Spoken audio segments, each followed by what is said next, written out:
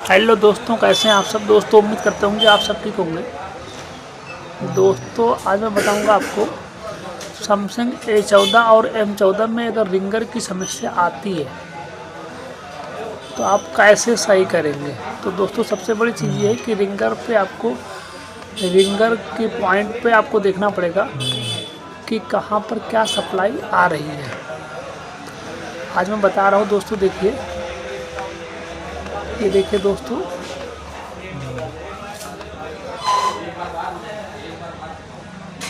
मैं आपको दिखाना चाह रहा हूँ। ये देखिए, ये पॉइंट है। यहाँ पर अगर आपका बैटरी लगा हुआ है और रिंग टोन बजा रहा है, तो रिंग टोन आप अगर बजा रहे हैं तो यहाँ पर 0.6 से 3 वोल्ट तक सप्लाई आएगी दोनों पर। अगर आप बैटरी हटा के GR मोड पे चेक करेंगे तो यहाँ पर 400 GR आएगा। अगर 400 GR है, अगर रिंगटोन बजाने पर रिंगटोन की आवाज़ नहीं आ रही है। और दूसरी चीज़ ये है कि अगर वोल्टेज नहीं बन रहा रिंगर हटाने के बाद में, तो आपको वोल्टेज लाना ज़रूरी है। और सबसे बड़ी चीज़ ये है कि रिंगर आप बजर मोड पे चेक करेंगे तो बीप करेगा, 10 या 11 ओम दिखाएगा, तो आपका रिंगर सही है। तो फिर रिंगर ख़राब है अगर बजर मोड पे बीप नहीं कर रहा है। और दूसरी चीज़ दोस्तों देखिए, आपकी स्पीकर आउट की सप्लाई है। और दोस्तों इसी तरीके से देखिए, स्पीकर नेगेटिव है यहाँ पे आई हुई है और स्पीकर पॉजिटिव यहाँ पे आई हुई है। अगर यहाँ पर सप्लाई आ रही तो अच्छी बात है, नहीं तो इसके ऊपर हम चेक करेंगे कि इसके ऊपर की समस्या कहाँ पर है। आप दोस्तों देखिए, ये आपकी ऑडियो IC है।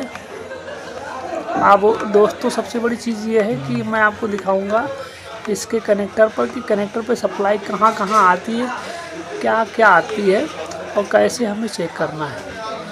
ये देखिए दोस्तों, स्पीकर आउट नेगेटिव में लिखा हुआ है यहाँ पर 3840 नंबर पे, स्पीकर आउट पॉजिटिव 37 और 39 नंबर पे। यहाँ पर खेल ये है कि आपको GR 400 से 800 तक मिलना चाहिए। अगर बैटरी हटा के चेक कर रहे हैं तो आपको 400 से 800 मिलना चाहिए। अगर आपको मिल रहा है तो अच्छी बात है, लेकिन हम सबसे बड़ी चीज़ है कि एक होता ऑफ टेस्टिंग, एक होता ऑन टेस्टिंग। अगर ऑन टेस्टिंग करेंगे तो यहाँ पर हमको 0.6 से 3 वोल्ट तक सप्लाई मिलेगी। बाकी इसकी हम देखेंगे कहाँ पर क्या चीज़ आ रही है, क्या चीज़ नहीं आ रही है।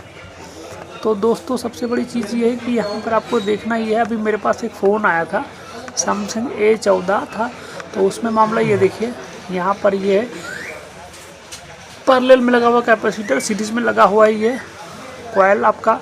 ये आपकी ऑडियो IC है और ऑडियो IC में देखिए यहाँ पावर की सप्लाई आपकी आ रही है और ये भी पावर की सप्लाई पैरेलल में कैपेसिटर के अनुसार दिया गया है। यहाँ पर देखिए दे रखा है।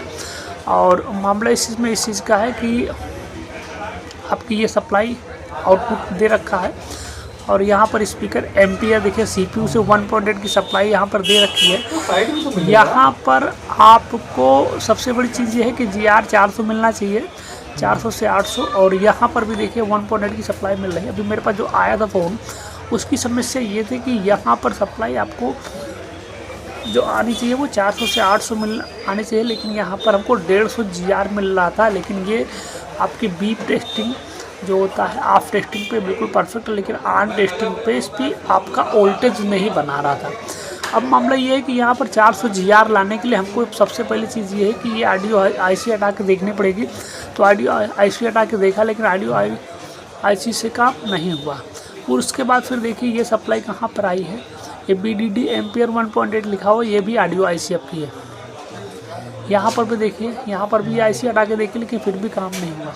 तो कुल मिला कहने का मतलब ये है कि अगर आपका सब कुछ सही आ रहा है तो आपको एक एक लाइन चेक करनी पड़ेगी। बिना चेक किए हुए आप काम नहीं कर पाएंगे। तो दोस्तों ये लाइन आपको चेक किया, लेकिन इसकी GR परफेक्ट नहीं आ रही है। बाकी सब कुछ इस पे ओके आ रही है। IC भी बदल के देख लिया, निकाल के भी देख लिया, लेकिन काम नहीं हुआ। अब इसकी देखिए सप्लाई कहाँ से आ रही है, सीधे पावर से। अब सीधे पावर का मामला ये है कि आपको बहुत बारीकी से चेक करना पड़ेगा कि इसमें समस्या कहाँ से क्या होती है। ये देखिए पावर में गई हुई। अब दूसरी चीज़ इसमें देखिए आपको ये है कि 1.8 की जो लाइन है ये कहाँ कहाँ गई हुई है, इसमें मैं आपको बताना चाह रहा हूँ। ये देखिए ऑडियो IC आपकी ये है, ये 1.8 हर जगह गई है। तो कुल मिला कहने का मतलब ये है कि 1.8 की जो लाइन है वो आपकी CPU और UFS में भी गई हुई है। CPU और UFS में जाने का मतलब ये है कि अगर आप इसमें थर्मल कैमरा अगर आपके पास है तो आप आसानी से उसकी सोल्डरिंग हटा सकते हैं, नहीं तो बेसिकली CPU और UFS निकाल करके फिर आप इस पर वोल्टेज देंगे तो आपका बेटर होगा। लेकिन काम थोड़ा सा लंबा होगा, लेकिन काम आसानी से हो जाएगा, बिना रिस्क के हो जाएगा। अगर जिसको CPU रिवॉल्व करना आता है परफेक्टली उसके लिए आसान है, नहीं तो फिर बड़ा मुश्किल काम है। तो दोस्तों कुल मिला कहने का मतलब ये है कि काम करना तो परफेक्ट तरीके से सीखिए, फिर काम करिए, कोई दिक्कत की बात नहीं है।